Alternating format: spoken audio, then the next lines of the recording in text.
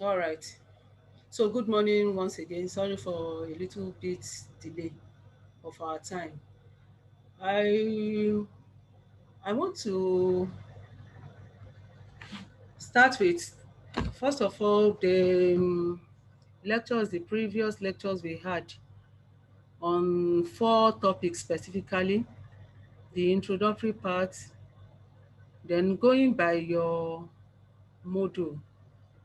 Apart from the introductory part, we have three other topics that we took through your class, governor. I understand that the materials that you have, the PowerPoint, and apart from the PowerPoint, the module, they are still not enough, not sufficient enough. So I'm not promising any additional material. If I have them in soft copy, fine. But what I can promise is if we have enough time, going by the way the timetable is now, if we can round up the other topics on time and we have one or two classes left, I can still go over those ones so that you can at least get understand it more and better. So that is what I can promise. So topic 5 in your module, labor mobility. Let me start sharing my screen.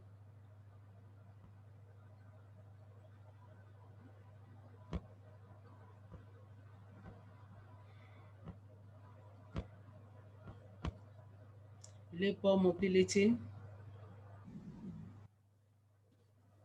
as a topic, I will want us to, sorry, just a second, let me,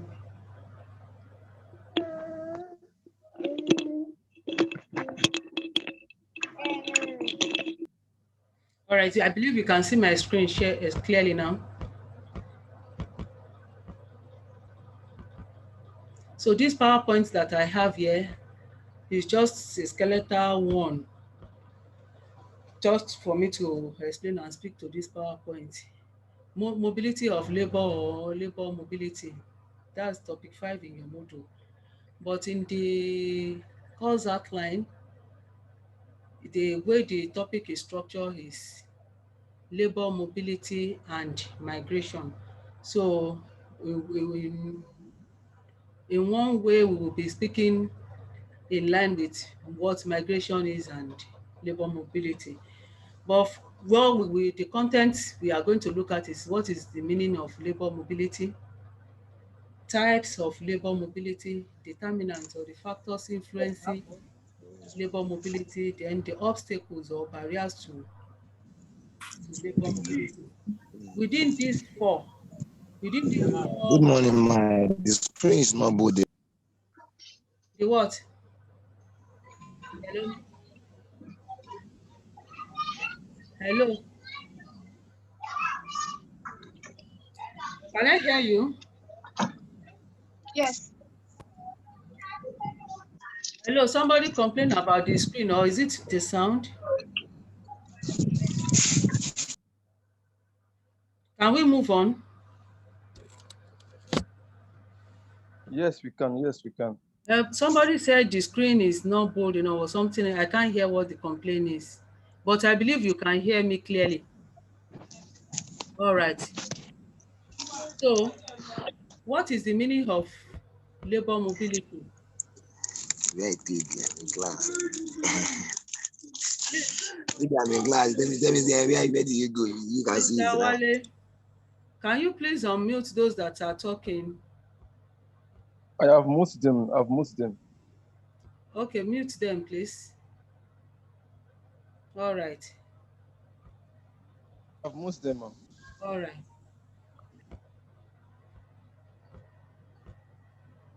So, we will quickly look at the content like I indicated, just four major things under labor mobility. Sorry, I'm trying to enlarge my screen here.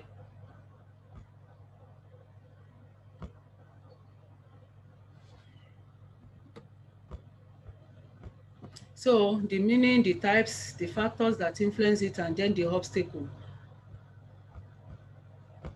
What is the meaning of labor mobility? Most time when we talk about mobility, mobility means the ability to be able to change location, move from one place to the other. But as far as labor economics is concerned, when we look at some situation in the labor market, or when we look at actions and reaction of workers, employers, in their reaction and action towards general conditions within an economy, or how to put production resources to the best use, then we talk about mobility in terms of movement of all these resources. And labor is human resources, and as human resources very key to production process. So what is peculiar about labor is such that without it, some other production process may not be able to take place. So when we talk about human reaction and action, when we talk about human, who might be a labor himself, a worker, employee, or if it is the other way around as an employer, then we are talking about how do they react to some changes. So the changes can be an economic one, it can be social one, it can be political, a lot of reasons. So mobility is that action or reaction towards those changes, any of those changes. So these conditions can at times can be economic or non-economic conditions that can lead to movement. So it can be movement from employer to employer, like I indicated here. I hope you don't mind the way I indicated here, but once I explain what I mean, what this simply means is that the economic or non-economic condition can be you change your employer from one employer to another employer, from one job to another job, from one occupation to another occupation, and from one place to another. So when we talk about mobility, it simply means, hello, yes, hello. So it can be, I believe you can hear me. Sorry, let me just look at it.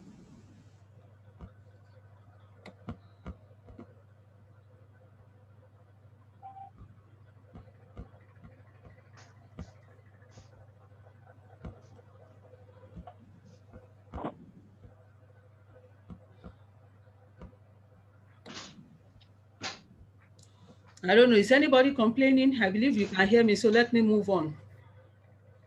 So movement from different things. But as far as the reason for movement is concerned, we can identify some. But labor mobility on its own is defined as the ease with which workers can move from one job to another within an economy or between different economies. So like you have it on this slide, mobility of labor refers to the ease with which workers are able to move from one job to another within an economy or between different economies. So if from the definition on its own, movement can be from one job to the other, but that is just one aspect of it. Labor mobility can be you changing from one employer to another. It can even be changing from one occupation to another, and it can lastly be from location to another location. So Whenever I'm move, I'll go back to come back. Let's go call you. Come go back, come back. this So fast. definition on its own, So I look blind the eye. How much is 7 up? hello, How much? Wale, I believe you are supposed to meet everyone. All right. So from this definition, it can be movement from different aspects. So when you see labor mobility, it might not actually be only job changing or occupation changing. It can be location or employers changes. The next slide, we have the types of labor mobility. Within these types, there is one illustration I would like to make, especially when we need to understand what is actually changing. Is it job that is changing? Is it occupation that is changing? Or is it the location or otherwise the employer? When we talk about types of mobility, we have, sorry, I just want to confirm. All right, the types of mobility, it can be vertical, it can be lateral. The vertical one is talking about between industry, in the same industry. But the lateral one is talking about in between geographical location. So going by these two, we will try more to explain what in different ways mobility can come. For instance, when you are talking about the occupational mobility, there could be an instance where you can be in the same location, you can be in the same occupation, but what actually change is where the job itself. So what I mean by the job itself is that once you are in a particular place, you are still living in that area, you are still in the same occupation. For instance, you are teaching, you are a teacher, you are still there, but there can be transfer from one place to the other. It is still the same occupation, it is still the same location. So occupational one can be vertical. This one that I just explained, that is the horizontal part. So within occupational one, I will want us to look at it. I think the next slide explained that. So within the occupational one, we can have vertical and horizontal.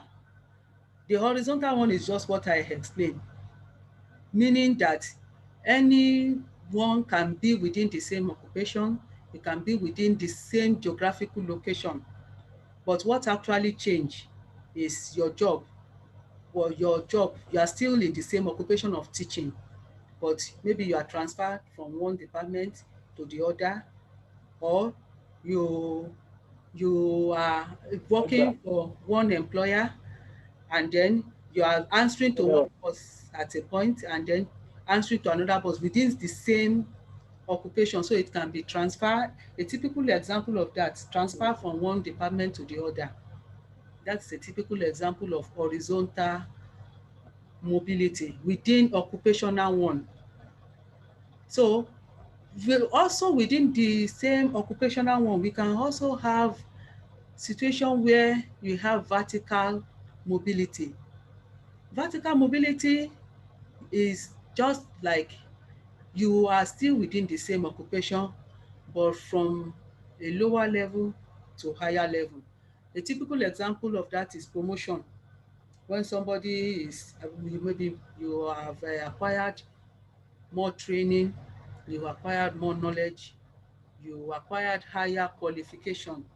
Then as a result of that, you are still within the same occupation, but you are promoted from the lower level to higher level. So that is vertical occupational mobility of labor. So for the occupational one, we have the vertical and horizontal. But when we talk about when you have differences in location or differences in occupation, so that the differences in location or occupation can come in different form. We can also have a situation where you have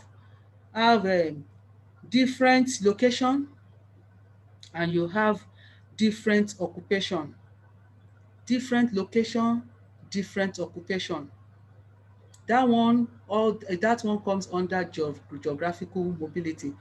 The major thing you should look out for, in as much as there is change of location, change of place, that one on its own is identified as geographical mobility. But we can have situation where it is not only place or location that changes, but you change occupation as well. So we can have different location and different occupation.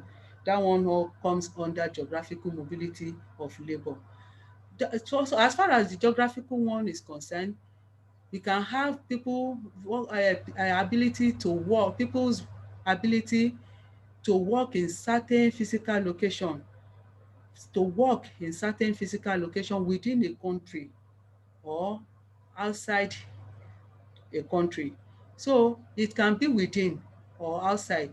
For instance, changing from one state within a country to another state, or changing totally from one region to another region, or the utmost part of it is changing from one country to another country.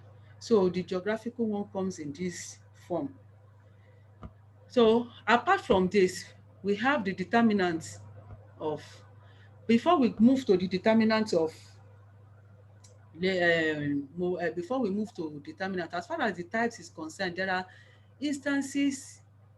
I just want to chip in one or two things. There could be instances where within a geographical location, you can have a situation where someone move from one geographical place to another, but still remain in the same occupation. I would like to give example or instances of such situation. If someone used to be a lawyer or working in a law firm, by reason of leaving a particular place, moving to another one, but the person realizes that opportunity within that same occupation of law, they realize that he can not actually perform the same job he used to perform in the previous law firm. There could be flexibility or diversification in different form towards what that person can do. So the person might actually remain in the same occupation, but doing different job duty or different job requirements. So there could be questions that try to test your knowledge on trying to identify whether it is actually occupational changes within geographical change. So trying to identify this, one needs to be able to understand clearly what it means to be within the same occupation in the same line of industry, rather than branching out entirely from that type of occupation. Like I've given example of teaching earlier, someone that is in education line, as a result of geographical changes, rather than all other job duties that has to do with education, you find yourself doing something else. That is another line of occupation entirely. So labor mobility can also come in different way within geographical mobility and occupational mobility. So I believe I've explained that enough. So what are those factors that can lead to or that can trigger labor mobility? Mobility is just like you are looking out for a change, either outright change from one location to the other, or you are looking for another job entirely, like I've explained. But there are some things that can stand as the major determinants. But the way I'm going to explain this, it may not be exactly the way you have it in your module, because I intentionally categorize it in a way that will make it easier to understand. So when we say movement, what are the factors that can trigger movement? I identify it in two ways: push out forces and push-in forces. These are just factors that are outlined in your module, just listed out, I think 7 or 8. But any of these, we can identify it within two things: push out or push in. Push out, sorry, let me take the first one, the push in forces. They are just like the motivational factors. Motivational factors, what actually want to bring in or want to encourage you to move. So more with the reason why I use the word motivational factor is just that there should always be reason, and most time the reason should be something that should be encouraging.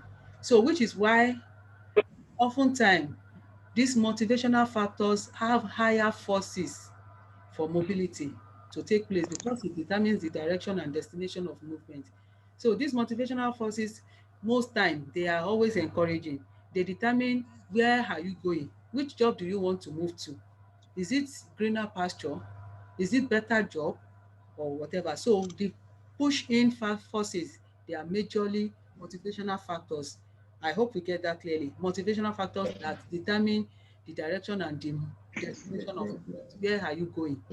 So if it's from one employer to another employer, it is this motivational factor that will determine whether it is worth the while. Then if it is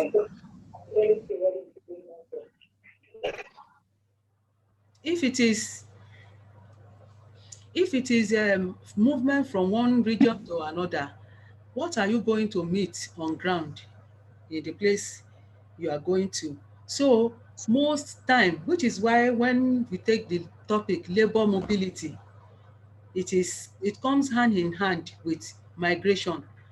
But mind you, let me go to the previous slide. Mind you, when we identify types of labor mobility, migration is just one type of geographical mobility. So labor mobility is wide on its own. But when we are talking about geographical mobility or geographical type of labor mobility, we are talking about migration. You know, migration on its own is a cumbersome topic on its own, because within migration, you identify those that are actually moving from job to job, move from one region to region, but that is within migration. Migration can also likewise be any other thing apart from labor moving. It can be any other person moving, a group of people, not necessarily the labor or someone that is a worker. So migration has a little bit of digression from what labor mobility is, but it is just one type of geographical mobility. So let me continue with those determinants. Like I said earlier, we can have the push-in factor, we can have the push-out factor. But the push-in factor, like I explained, it determines the direction, the motivation for moving in the first place. The push-out factor, at times, it can be something intolerable or unpalatable situation. And some other time, it can be as a result of economic hardship. You want higher pay, you want more earning, higher earning, and you want to at least be able to do something, maybe be able to meet some basic needs. You while where you are, maybe you take home cannot take you home and all that. So most time, the push out factor, they are usually intolerable environment or intolerable conditions, or they can as well be as a result of tension, as a result of tension. So it can be as a result of tension and a lot of things like identify within this slide. It can be because of inflation, high poverty, unemployment rate, and all other economic hardship. So apart from these factors, the pushing factor, sorry, the pushing factor, I will want to I explain it further with different things. For instance, they can be There can be things that can be in form of human capital investment or psychological reasons. So within human capital investment and psychological factor, we identify what are those pushing factors or push-in forces. I will want us to quickly look at what are those psychological factors apart from the human investment factor. Okay, let's take the human investment factor first. Why do you want to move? For instance, some individuals or some people might see it as an opportunity to invest, maybe in education or training. In education or training, when some people see migration or movement from one region to another, they see it as, okay, if I migrate now, there is that possibility of earning higher income or getting greater opportunity. So once whatever it is that caused an individual in the present or in the moment of migrating, whatever it is that caused the person, when you compare the cost, the immediate cost with the future benefit, then one may likely see the possibility of higher benefit or future benefit than the immediate cost. So most time, one see that movement as an investment in human capital. So the pushing factor, one aspect of the pushing factor is seeing it as an investment in human capital. And another pushing factor is when you are looking at the psychological factor. The psychological factor I identify in five different ways. Five different ways. I have them listed here in the slide. The psychological one can be as a result of physiological need. It can be as a result of safety need, love need, esteem need, and self-actualization. This listing, I believe we are familiar with it. But when you're talking about this push-in factor, they are majorly what can be identified under Maslow hierarchy of needs in that order. Every human at one point or the other have one need. Once you are able to meet one need, another one crops up, which is why in economics we say human needs or wants are insatiable. So when you look at the Maslow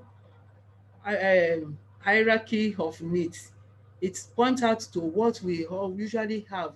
There is nothing we can identify or point out under different types of those factors that will not come under these basic needs. So the first one under the psychological need that I identify as the first one that I identify as the physiological need. In your module, we have some listed factors there. We have, I think we have transportation costs, we have infrastructure, okay, it's transportation and communication and all that. All these come under the physiological needs. I call it the basic needs. But beyond the basic needs of food, clothing, shelter, like we know, we can still identify some other things, like I said, basic infrastructures, all those necessary infrastructure that make life easier and make life enjoyable. So within the psychological need, we have the physiological need. That one, because of the space of the slide, I will just, if you are jotting, you can jot. If you are jotting, you can add those basic needs of food and shelter. Beyond this, you are also looking at all those infrastructural need, all those infrastructure transportation, communication, that make communication easier, those things that can make access to information or access to the outside world easier. For instance, market information on what is going on adverts, on employment opportunities, on several other things. How available are job opportunities? How can you easily move when you are not comfortable with one job? How you can easily move to another one? All these are under physiological needs. Another way of looking at this physiological need, apart from the basic need, is when you are looking at to what extent is a place of destination, to what extent is it industrialized, to what extent is it advanced, to what extent can you make use of your skill, your knowledge, and to what extent can you be productive. So when all these are put into consideration, then we are talking about what are these physiological needs. So apart from the physiological need, another pushing factor under the psychological factor is safety. We have heard of instances of people seeking asylum elsewhere, where especially when you want to avoid or run away from threat or danger to life and property. So for safety, even within a particular economy, we've also heard of instances where even there are readily available jobs in some region of a particular economy, but a particular employee or worker will definitely prefer to remain in a place and remain with the same job or whichever job is managed rather than move to where there is threat or danger to life and property. So safety is also another reason.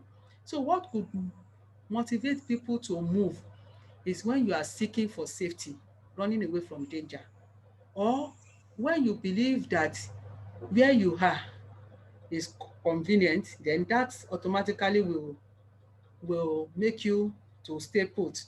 So safety is one of those needs or those factors that can influence the need to move. If within in your module, we can identify some things there under those factors that determine labor mobility. Some can as well come under safety. Like I've pointed earlier, some could come under physiological need. Some can as well come under safety need. The other one, love. Why I put this as love, is because in order to conform to those hierarchy of need, the need for love. Hello, let that person, let that person, hello, Please, may I sent you a message? Please check your message more.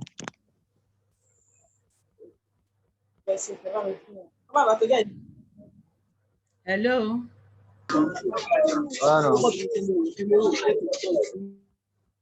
Sorry, let me just see.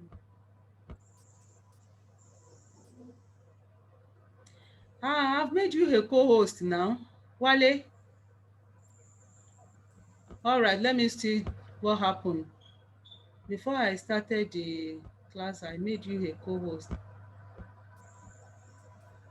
I don't know what happened.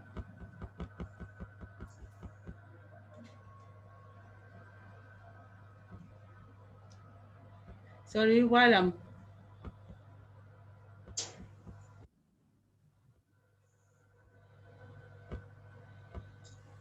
Shinka.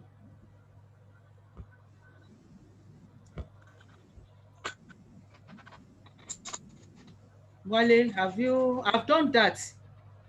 So I believe you should be able to.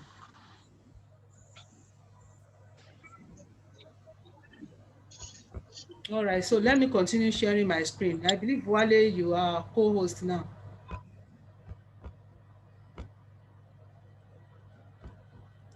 Yes, ma'am. All right. So beyond the reason why I call this love need is because most time, apart from family ties, apart from social activities or social gathering or social association, we have so many other things. It could be as a result of religion. It could be as a result of sense of belonging, even to a particular industry. You are identified with a particular industry, or you have been part and parcel of a particular industry. So it can be a lot of reasons. So what I identify under this is search for attention and social activity or social association. So it can be through family ties or family relationship. It can also be through social activities. So very much under the psychological need, we have to identify the need for love. So it can be through social association, through family relationship. Another way is when you are looking at comfort zone, where you feel at home, where you have a sense of belonging. So that is also one of the major reasons. You know, we have some labor or some workers that are more or less like they are partners in a particular industry. They are like partner in a particular organization or firm. So because of that, we could have situation where that person decides not to move because you already have that comfort zone, or you have a sense of.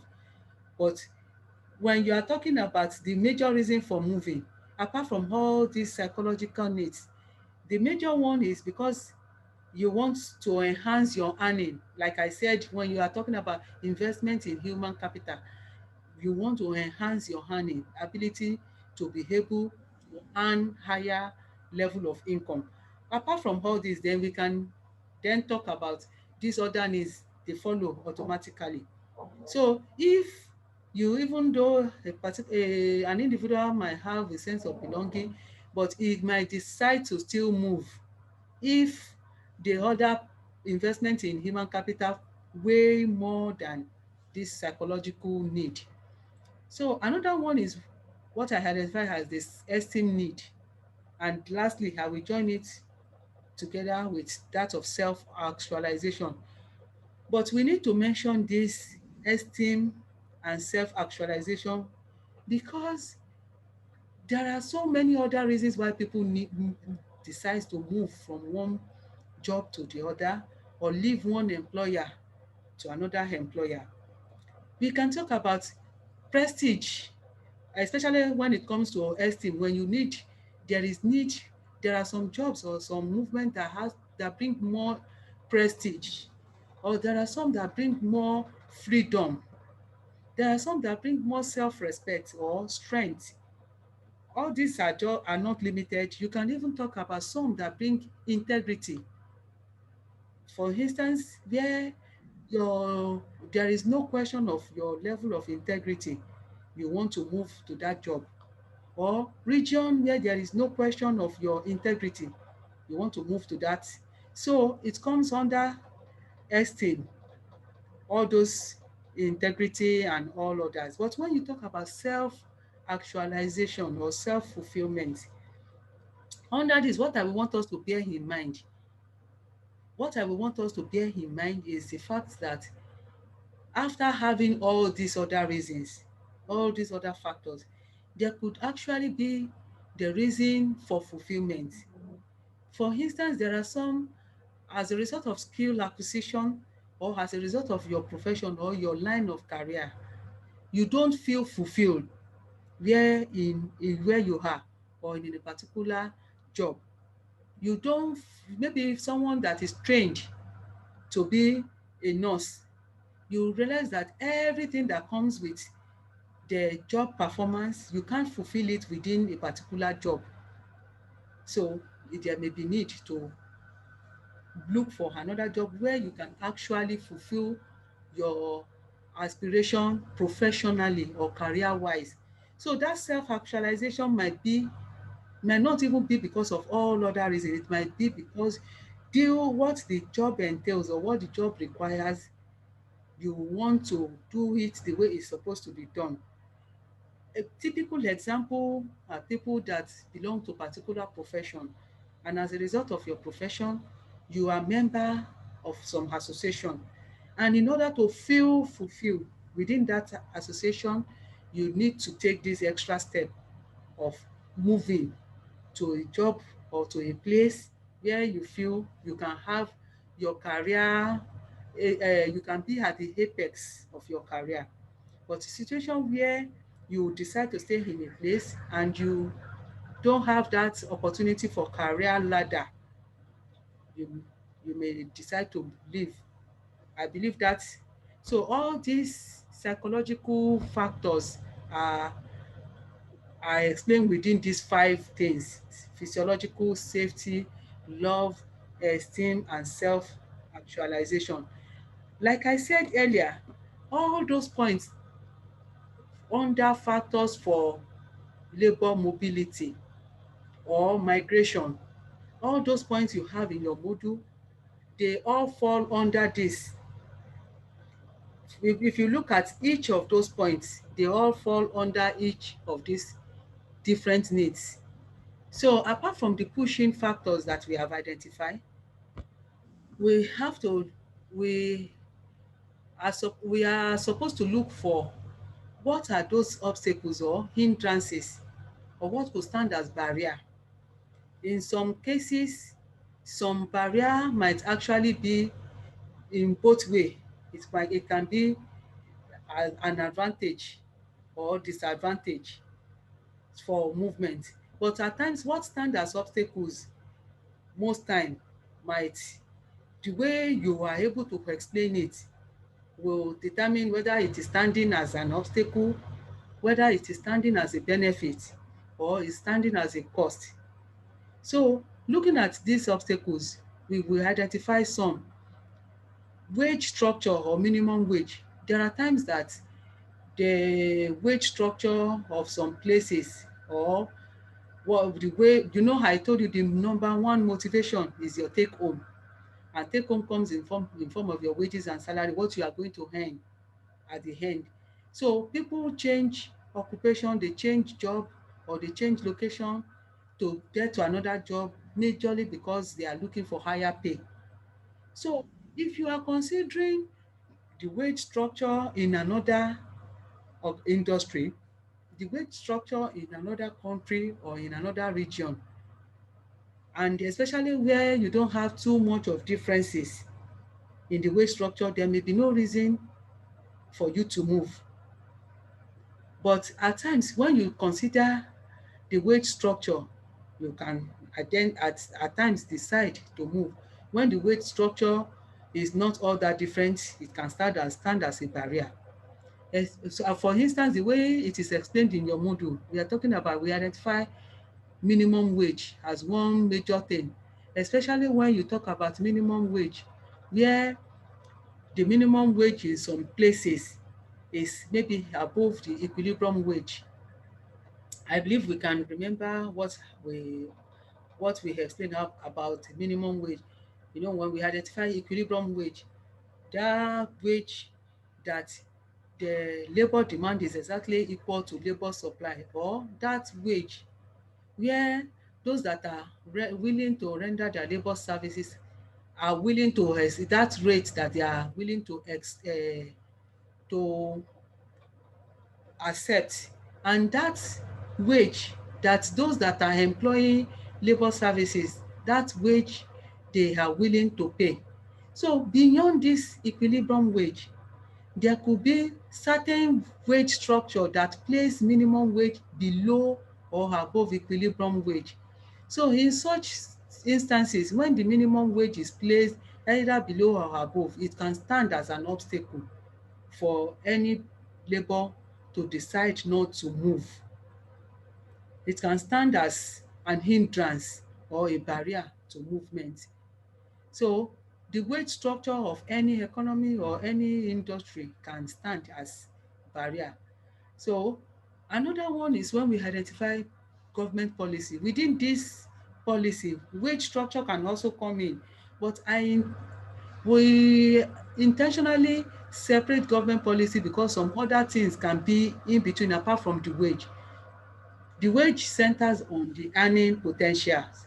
It centers on your earning ability or the take home or the quantity or sorry the amount of the income that you are going to earn, which is why that one has to stand on its own. But when we talk about government policy, some other things come in. For instance, I identify here when we talk about employment policy, to some instances where we have people that are employed on contract basis, not that permanent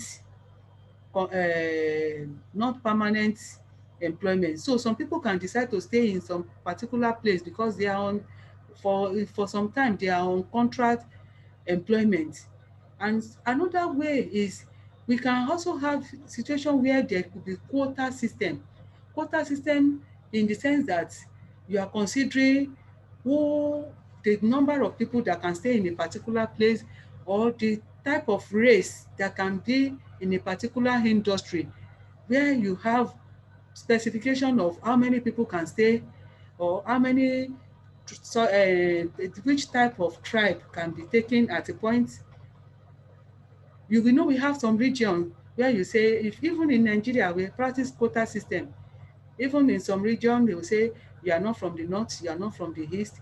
But any establishment and any employment policy considers, okay, to what extent or to what quantum can we employ people, or other people consider that too, that if you move, if you migrate and leave one job or leave one employer to another one, this quota system might stand as an obstacle because you might end up being stranded if you are you if it is in contract with what the quota system is. So another obstacle is when we talk about binding ties. That I will identify it in form of family ties, religion, unions. Unions at times when you belong to a particular union and that are enforcing some rules that may stand as an obstacle towards moving. So obstacle to labor mobility can also come in form of any of these ties. It can even be a relationship, like I said earlier, that you don't want to leave a particular society, you have a sense of belonging or some form of connection with a particular society and you decide to stay put.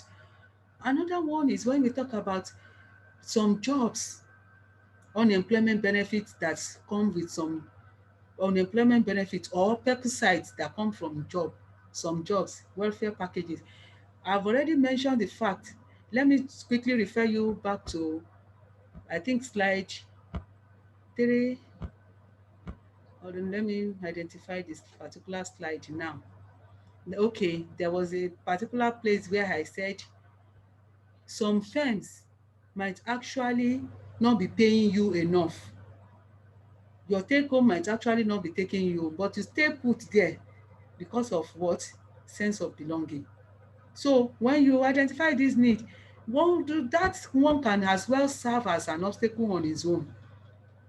So some people might see it as an advantage, some might see it as disadvantage. But when we are talking about welfare packages or some perquisites that come with some job, these perquisites or all these packages might actually not, they might actually be the reason why you are staying put.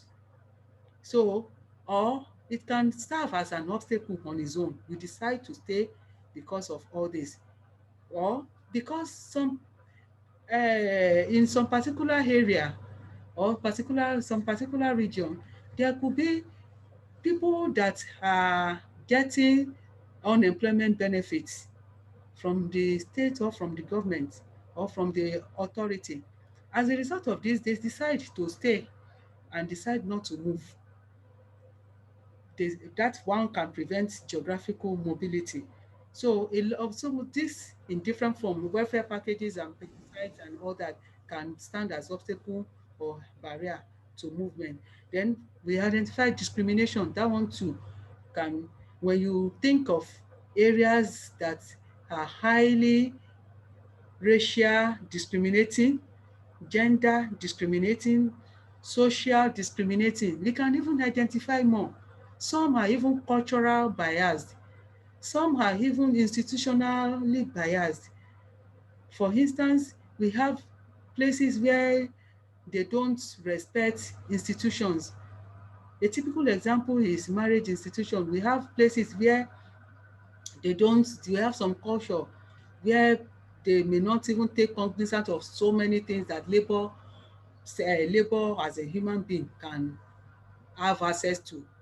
So most time when you identify discrimination, you consider this too.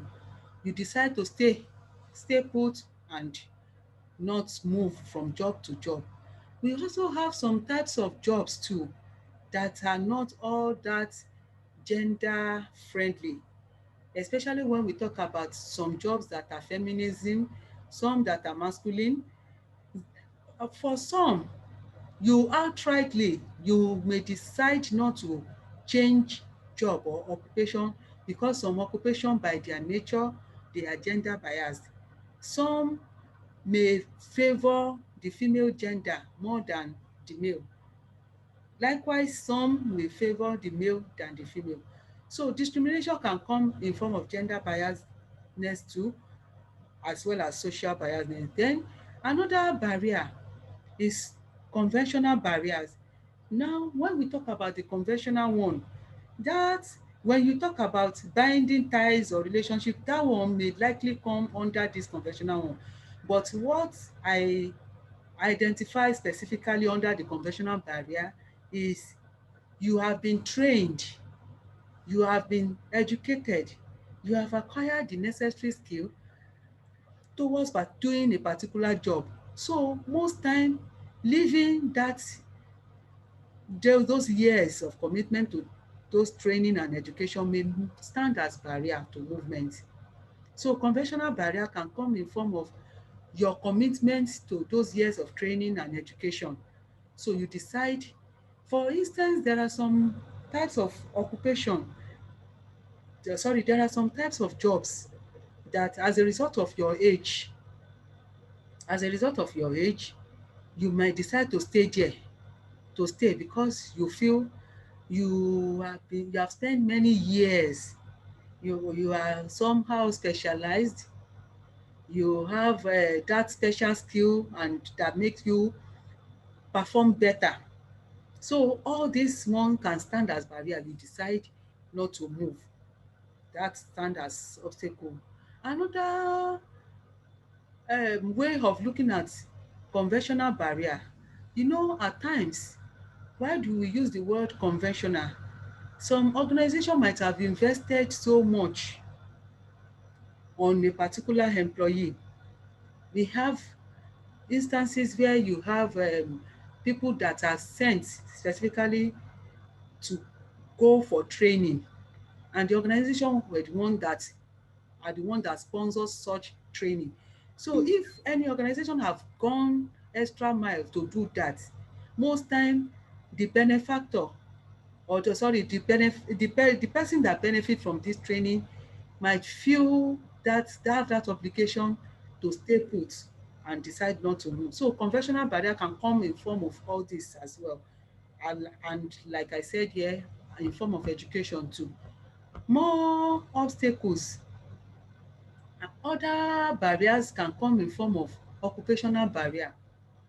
For instance, you are willing to move, you are ready to move, but there are some requirements, skill requirements that is not there, education or work experience is not there. Even if you move, you may not have actual access to more educational level or to more educational advancement. Another way of looking at this occupational barrier is when we are talking about membership requirements. Some organization might claim that for you to belong to a particular industry or to really be able to fit in into a particular occupation, for instance teaching, if you don't have some other professional qualification, professional membership, you might not. So we have some examples, ready examples of such.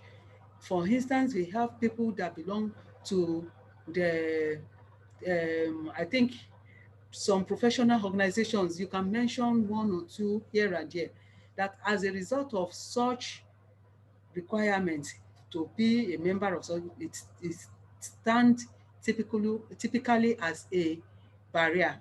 So membership requirements and all those occupational barriers.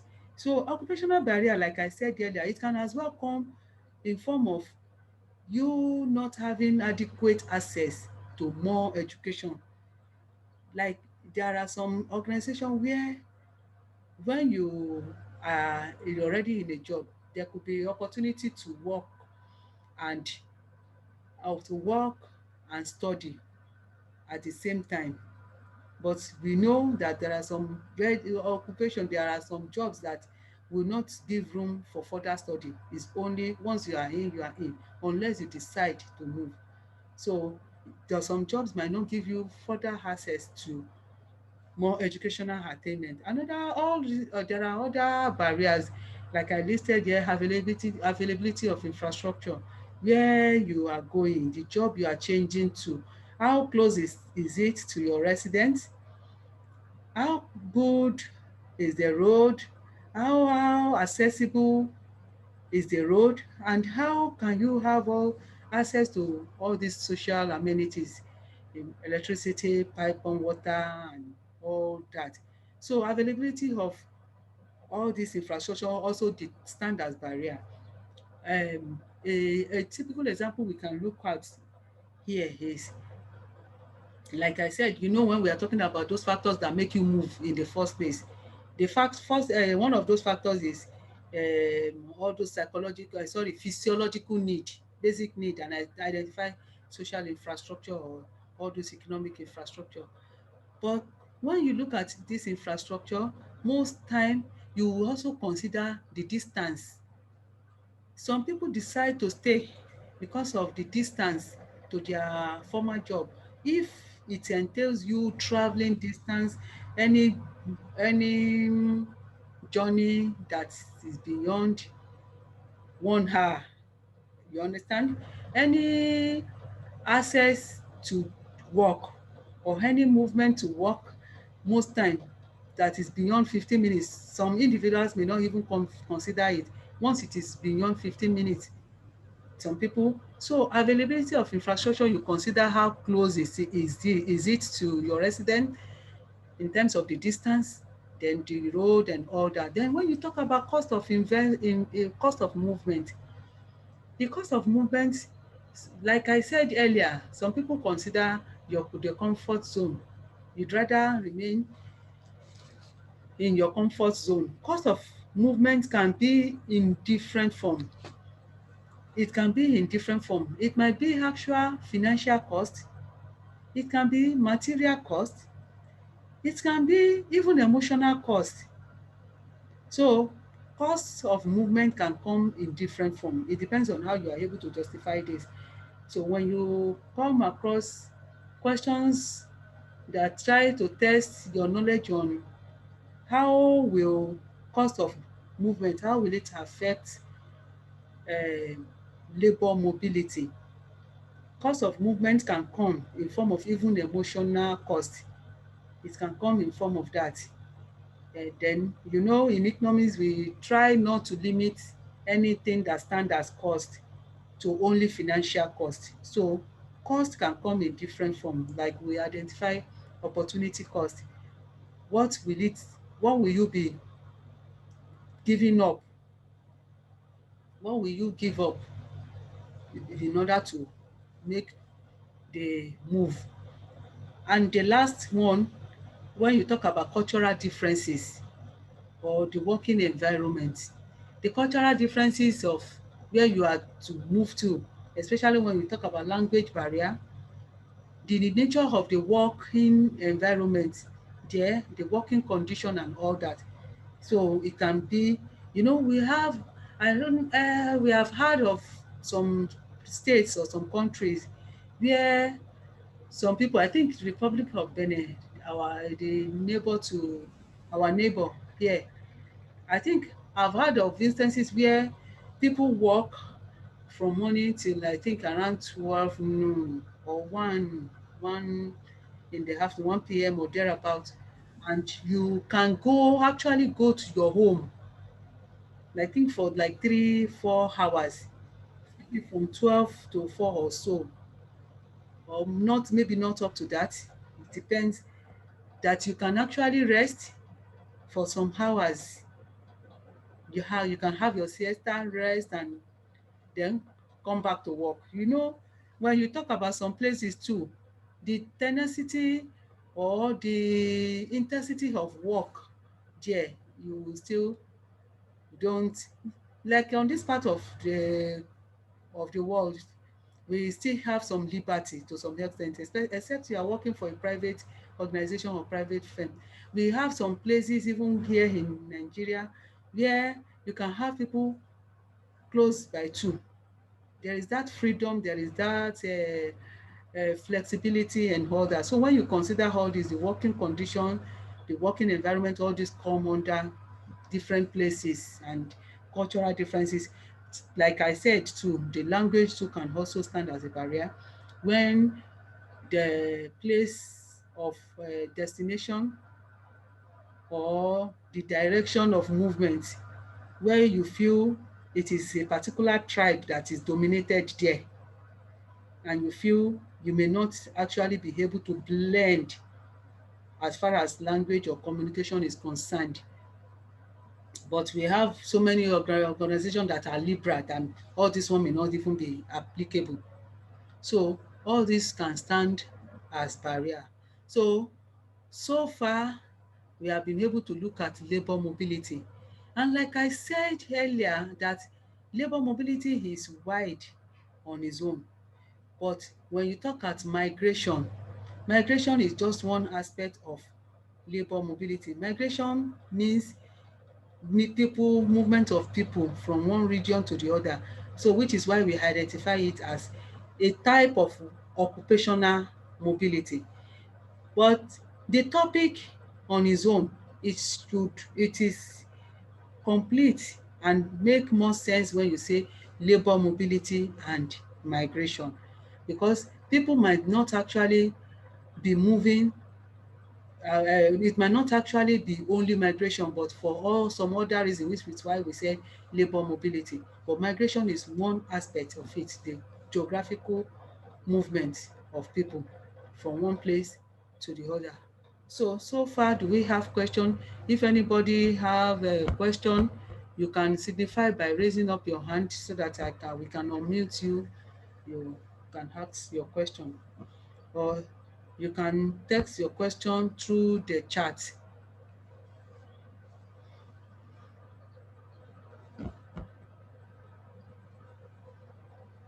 If any question?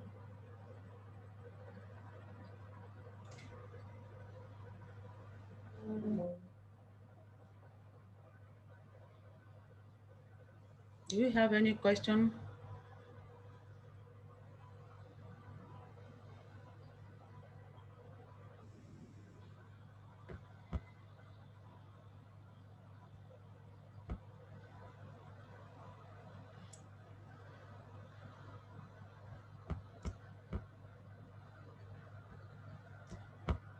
All right.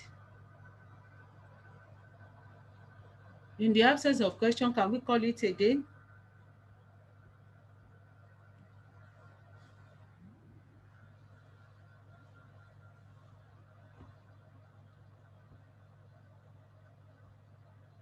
So concerning any of this slide, do we have any question? Let me go back. The slide will be sent to you later. I think I will send it immediately after the class. The content on the meaning of labor mobility types, the factors influencing it, and the obstacles. Do we have any question?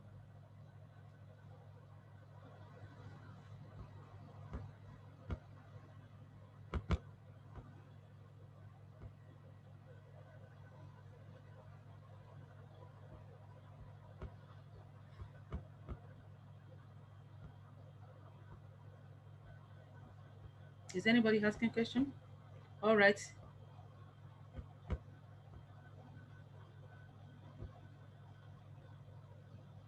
Let me continue with it. Nancy asks me to throw more light on geographical mobility. Like I said from the slide, I identify two, geographical and occupational. And I told you that within geographical mobility, you can have someone that change occupation and change location. But as far as geographical mobility is concerned, it is majorly locational change, movement from one place to another, movement from one location to another. So geographical mobility of labor simply points to the fact that labor or a worker intentionally left one job in a particular region and move to another region, maybe for the same job within the same occupation, but in as much as you change place or you change location, that is geographical mobility of labor. I believe that answered your question.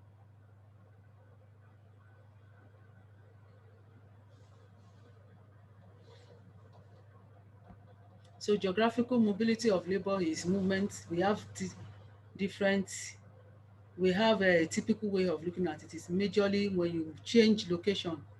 You might not change job.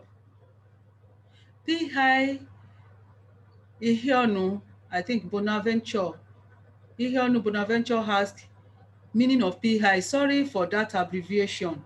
While I was explaining, maybe the way I put it in there, I've already indicated in the earlier slide. Sorry, let me go back to sharing of my screen to quickly indicate where I showed you the meaning of the abbreviation. The abbreviation, they are majorly for P push out forces, that is PO. Then push in forces, that is for PI. I hope that is clear now.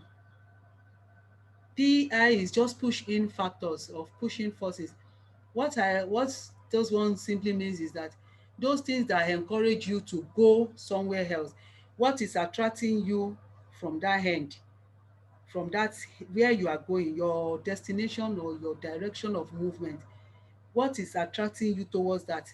Another way of putting that is in one text on labor economics, it calls it emigration is the push out, immigration is the push in. What is encouraging you to move out, that is the, what is this causing you to move out, push out. Then push in is what is encouraging you to come in. So PI is push in factor. Bonaventure, I believe that answered your question. Only Taye Kendi. What is the second one? Is anybody asking? Yeah, cool. Is anybody asking question? Any more question? What if somebody move from one location to another? That is Nancy again, right? What if a person moves from one location to another, but still on the same occupation? Does it still fall under? Yes, it still fall under geographical location. But within geographical location, it is, you are still within the same job, on the same occupation. That is like either you are, or it's either vertical geographical mobility or horizontal geographical mobility. Let me explain what I mean by vertical and horizontal. Within geographical mobility, you can do doing the same job at the same level. That is horizontal. Or it is horizontal geographical mobility. But if you are promoted from lower level to higher level, that is geographical vertical mobility or vertical geographical mobility, whichever way you can put it. You try to put it in a way that is that will match. So it is still the same occupation. You understand? That is not occupational mobility. It is geographical mobility, but it can be geographical or horizontal, or if you are still doing the same job or whatever, but it is definitely geographical mobility, not occupational. So someone is raising up his hand. That person you can omit the person to ask. The person who quits a job in Lekki, that is from Peace, good luck. Who quits a job in Lekki and got another one in Oshodi, but a different job function total. Peace, I'm throwing that question back to you.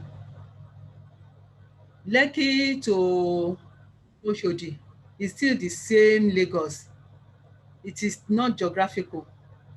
I hope you understand that. It is occupational.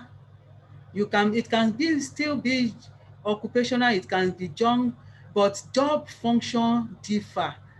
But if it is still the same line of occupation, I hope you understand, job function might differ if it is still within the same line of occupation. So I can give you a typical example. Someone that used to work as a receptionist in Lekki, and you come to Oshodi and you are still working as a receptionist, it's still the same job. It's still the same occupation. I hope you understand, of customer service or whatever category of occupation. But when you leave Lekki receptionist job and you come to Oshodi as something totally different, maybe office assistant, or maybe you are now maybe a customer service, maybe okay, that one could be a promotion, job function that is a bit higher than the level you used to be. It is occupational, but definitely not geographical. Geographical mobility is identified more when you move totally from a particular region, from a particular state, or from a particular country.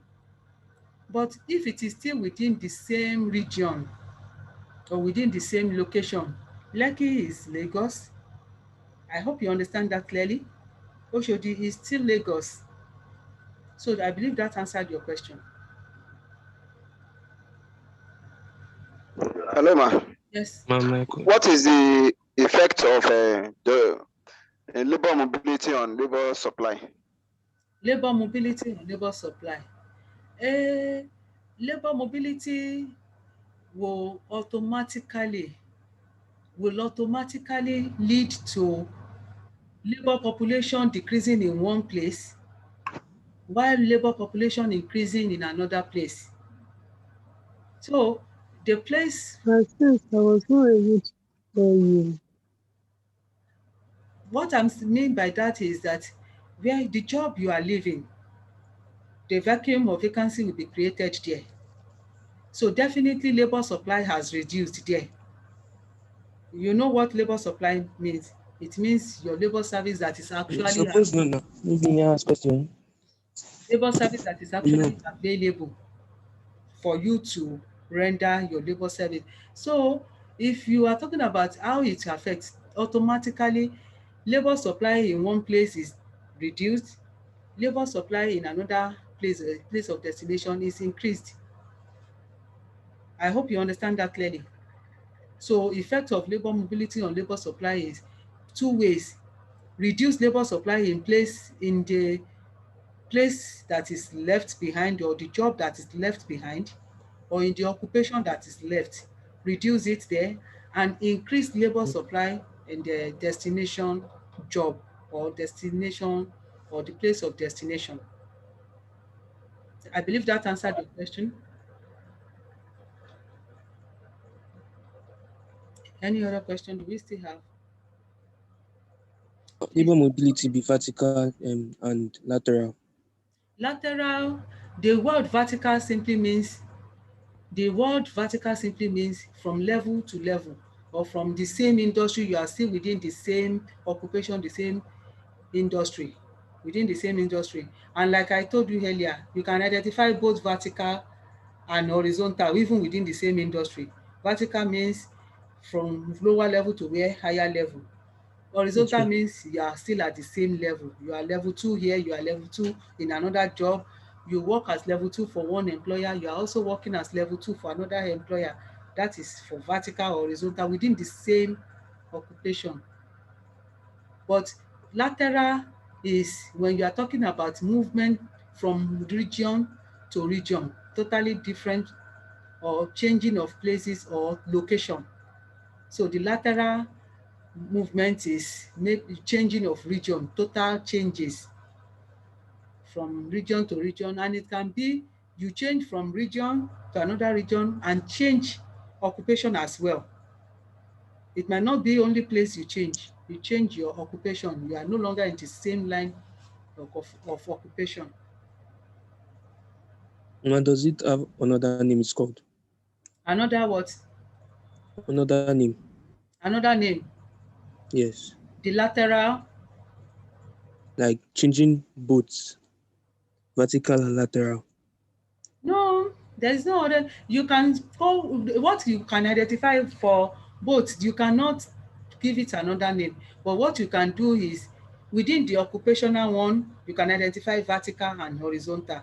Likewise, within the geographical one, you can also identify vertical and horizontal, but typically the geographical one is lateral movement or lateral mobility. I believe that Okay, ma'am. answers your question.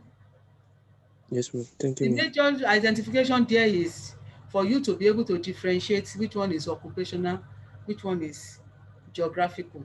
And we have instances where we can have both movement, both mobility, changing of occupation, changing of place, location. I hope you understand that. Yes, ma'am. Two people are raising up their hands. You can unmute yourself and ask the question. Emmanuel,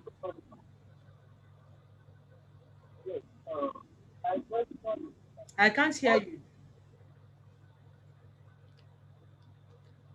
Emmanuel, I can't hear you. All right, let another person speak. Okay, can you hear me now, ma? All right, yeah. Please, my question is, in a situation whereby the same company I have in another branch somewhere, Mm. then you as a staff of that company are now moved to that branch in another state, let's say another state, to work there. So what do we classify that one It's as? definitely geographical mobility. It's still okay. One thing is, as far as this is the same organization that you are working for, Yeah. but you change location. So both geographical and occupational, is if it is still the same work you are still doing, it might not be Okay. occupational mobility. You Okay. understand? It's still the same Yes. work. It's still the same employer. You understand? But it is Yes. definitely geographical mobility. Okay. Okay. All right. In as Thank you, much ma'am. as it's still the same company or firm that you are working for.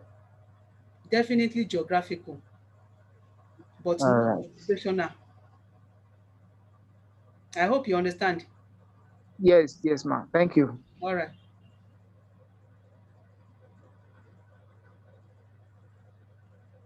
Any other? Do we have any other chat? All right. Can we call it a day?